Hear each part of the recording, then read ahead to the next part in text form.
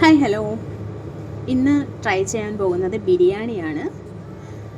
അതിന് വേണ്ടിയിട്ട് ചിക്കൻ മസാല എല്ലാം ചേർത്ത് മാറ്റി വയ്ക്കുക. ഇഞ്ചി, പച്ചമുളക്, വെളുത്തുള്ളി എല്ലാം സെപ്പറേറ്റ് ആയിട്ട് തന്നെ ചതച്ച് മാറ്റി വയ്ക്കുക. പുതിനയില, മല്ലിയില കുനുകുനെ അരിഞ്ഞ് മാറ്റി വയ്ക്കുക. കിസ്മിസ്, അണ്ടിപ്പരിപ്പും വറുത്ത് മാറ്റി വയ്ക്കുക. അതിലേക്കല്ല, സവോളയും അതേപോലെ വറുത്ത് മാറ്റിയത്. അതിനുശേഷം ചിക്കൻ വറുത്ത് മാറ്റി വയ്ക്കുക.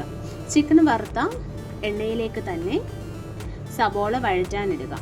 വഴന്ന സവാളയിലേക്ക് ഇഞ്ചി, പച്ചമുളക്, വെളുത്തുള്ളി ഇവയെല്ലാം ചതച്ച് വെച്ചിരിക്കുന്നത് ആഡ് ചെയ്ത് അതും വഴറ്റുക. അത് വഴന്ന് വരുമ്പോഴത്തേക്കും തക്കാളി വഴറ്റാനിടുക. തക്കാളിയും വഴന്ന് വന്നതിന് ശേഷം പൊടികളെല്ലാം ആഡാക്കുക. മുളക് പൊടി, മഞ്ഞൾപ്പൊടി, മല്ലിപ്പൊടി, കുരുമുളക് പൊടി, ചിക്കൻ കറി മസാല, ഗരം മസാല, പിന്നെ ബിരിയാണി മസാലയും പാകത്തിന് ഉപ്പുമാണ് ഞാൻ ചേർത്തിരിക്കുന്നത്. ഈ ലാസ്റ്റ് ഇടുന്നത് ബിരിയാണി മസാലയാണ് കേട്ടോ. അതിനുശേഷം ഇതെല്ലാം വഴഞ്ഞ് വന്നതിന് ശേഷം 2 ടേബിൾ സ്പൂൺ തൈര് ആഡ് ചെയ്ത് അത് നല്ലതുപോലെ മിക്സ് ചെയ്യുക. അതിനൊരു തിള വരുമ്പോഴത്തേക്കും ഇതിലേക്ക് ചിക്കൻ വറുത്ത് കോരി മാറ്റി വെച്ചിരിക്കുന്ന ചിക്കൻ ആഡാക്കി അത് നല്ലതുപോലെ മിക്സ് ചെയ്യുക. മിക്സ് ചെയ്തതിന് ശേഷം നമ്മൾ നേരത്തെ വറുത്ത് മാറ്റി വെച്ച സവോള ഒരു പിടിയെടുത്ത് ഇതിൻ്റെ മുകളിലേക്ക് വിതറുക. അതിനുശേഷം അടച്ച് വെച്ച് വേവിക്കുക. ഒന്ന് വേവിച്ചതിന് ശേഷം സ്റ്റൗ ഓഫ് ചെയ്യുക. ഇനി നമുക്ക് റൈസിലേക്ക് വേണ്ടുന്ന കാര്യങ്ങൾ നമുക്ക് നോക്കാം.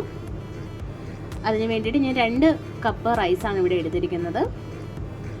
റൈസ് 1 മണിക്കൂർ കുതിർത്ത് മാറ്റിയതാണ്. അത് ഊറ്റി വെച്ചിരിക്കുകയാണ്. ഒരു പാത്രത്തിലേക്ക് എണ്ണ ഒഴിച്ച് അതിലേക്ക് മസാലക്കൂട്ടുകളെല്ലാം ഇട്ട് അത് വഴന്ന് വരുമ്പോഴത്തേക്കും 4 കപ്പ് വെള്ളമൊഴിച്ച് അതിലേക്ക് പാകത്തിന് ഉപ്പും ഇട്ട് റൈസ് ഇടുക. തിള വന്ന് അത് വേവുന്നത് വരെ റൈസ് ചെറിയ തീയിൽ തന്നെ വെച്ചിരിക്കുക.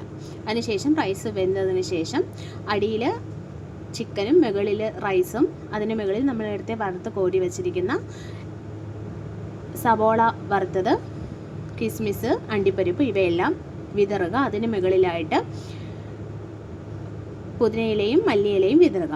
അതിന് മുകളിൽ ഒരു ലെയറും കൂടെ ഇതുപോലെ ചെയ്യുക.